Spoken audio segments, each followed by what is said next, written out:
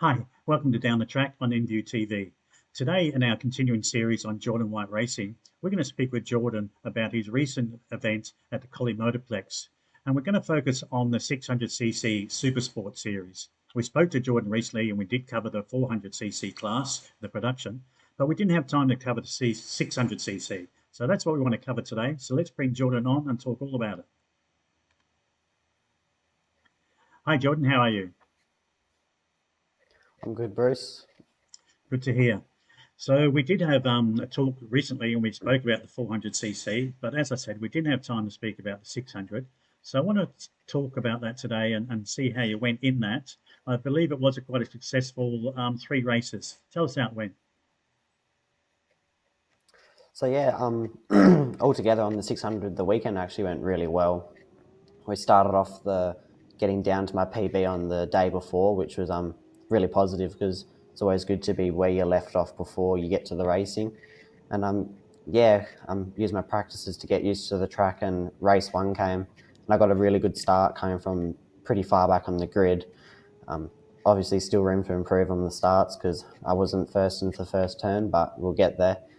But yeah, had a really good race. Got sort of stuck mid pack, but I was able to, just make my way through bit by bit. And yeah, had a really good battle. I got down a second and a half off my PB, and yeah, was able to be a lot closer to the front runners in the Supersport Championship, which was really, a good feeling and quite positive outcome, of the race. And yeah, I ended up getting fifth overall and second in C grade, which was really good.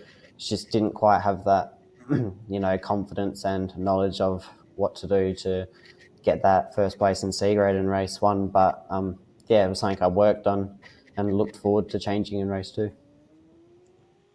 So you said a second and a half PB. That's quite a big improvement. Yeah, it was. The bike was, handling really well. Credit to Andrew Biffin from Go Moto Store. Wasn't doing anything that I was uncomfortable with, and anywhere I wanted to put it on the track, it would just go. And it was really on rails, and it gave me a lot of confidence, which was good because you need confidence to end up going faster. Yeah, And then the second race, how did you go in the second race? I got an even better start actually, starting a bit higher up on the grid, which was, obviously a big benefit. Yeah, and I focused on hitting those marks that I'd set myself after race one because of the bad or not as good start. But yeah, I had to, just put my head down and just get down to it. And I was able to be a lot closer to the front runners again. I think I put another half a second off my PB time, which was really positive. And yeah, I just hit those little lines on the track that you need to get those consistent times. And I just kept calm so I didn't, wear myself out. And yeah, it was really positive. I ended up getting fourth overall and first in C grade, which was my first, the first time I've won C grade or won an race in C grade. And yeah, it was a really good feeling and gave me a lot of confidence going into the last race. So is this a case of you, as you ride this bike more and more, you're getting more and more comfortable with the bike, and I guess the more you race at Collie, you're getting more and more comfortable with the track? Yeah, totally, 100%. It all comes with confidence, and the more you ride, obviously, the more confident you get, the more used to the bike you get. And yeah, every time I get on it, I just seem to be that little bit more familiar and a bit more used to it, which makes it easier to push out consistent and slowly quicker lap times. And in the third race, how'd you go in that one? Well, the third race, actually, I didn't get the best of starts. I was going into turn one, and there was a gap that sort of closed up a little bit too quickly, and I ended up going off the track here, as you can see. I was just a bit eager to try and keep with those front runners, which this set me stone cold last, actually, which was I didn't panic because I knew I had good pace and they weren't really too far away. So I just put my head down and yeah, just hit those times, and I was able to match my PB of a mid 12. And yeah, as you can see, I caught up pretty quickly after that, and I just needed to get my head down and managed to get myself back to fourth in Supersport overall in the span of like 3 or 4 laps, and first in C grade. And then the race was cut short due to an incident with a red flag. And so yeah, gave me fourth in Supersport overall and the win in C grade. Wow, so that's a great achievement, especially as you said, you were stone cold last at one point after the first turn, and to get up to fourth position. So this all means in the C category or C class, you are first overall, leading by 22 points. That's an amazing achievement for your first year in this category. Yeah, to be honest, I wasn't really expecting it. I thought it'd be a bit of a more bumpy road and would encounter a few issues. But yeah, like I said, Andrew from Go Motorsports had the bike, really, really, really good, which just makes it that little bit easier to try and get faster and progress. And yeah, it's all sort of panned out quite well up to this point. And yeah, I'm looking forward to seeing how it goes in the last round. And just a reminder to our viewers, Jordan is only 16 years of age, and a lot of the riders, if not all of them, are adults and have been riding a lot longer in the 600cc than Jordan has. So successful in the 600cc. In the 400, as we spoke about last time, you had the success of winning that one race, which got you in the hunt for the title still. So let's talk about the final round coming up on Sunday, the 12th of November.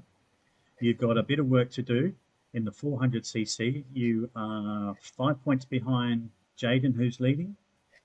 And essentially, you'd need to win all 3 races to defend your title, assuming that Jaden comes in second on those 3. I guess if he comes in lower down the order, you may only have to win 2.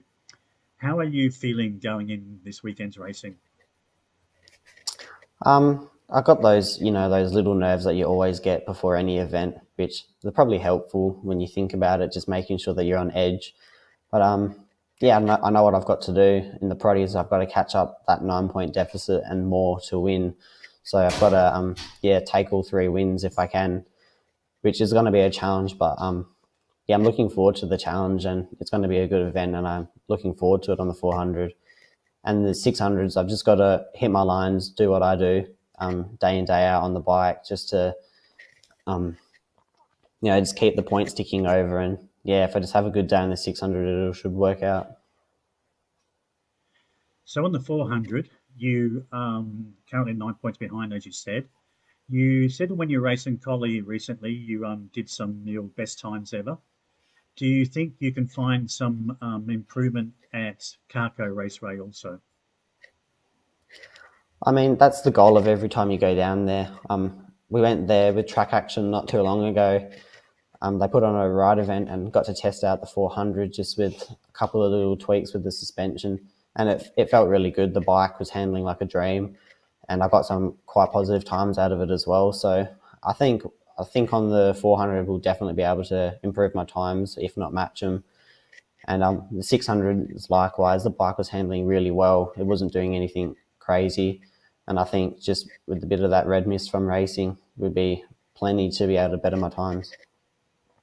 So you do have the possibility. You're 22 points ahead in the C class in the 600, and as we said, 9 points down in the 400. If you were to be successful in the 400, win those 3 races, and do reasonably well in the 600, you don't have to win it. But if you stay up in the top of the area somewhere, you could potentially win the category C in the 600 as well as the 400 production. That would be a fantastic year, I would imagine. Yeah, well, I mean, that's the goal going into round 6. And yeah, it would be a nice way to cap off the year after all the hard work and time you spend with racing. It would be a nice reward. All right. Anyone you want to thank that helped you for the season, or someone that might have just come along and helped you for 1 or 2 races, or maybe even not on the track, someone's come and helped you off the track, and anyone you want to have, say thank you to for the season to date going into the final round. Of course, I'd like to thank my sponsors, Go Motor Store Race Team for the supplying of the bike and the help and support this year, InView TV for the coverage this year and getting me out there, Speedfit Canning Vale for keeping me fit, and Track Action Moto Ride Days for running amazing events that help you familiarise yourself with the track. And special thanks to Crystal Biffin from the Go Moto Store Race Team for cooking all the food on the weekends. it's nice to be able to ride with food. Yeah, and then just all the team members for making it such a nice environment, and yeah, all the help that they do along the way, just the little tips and things that they notice. It really helps.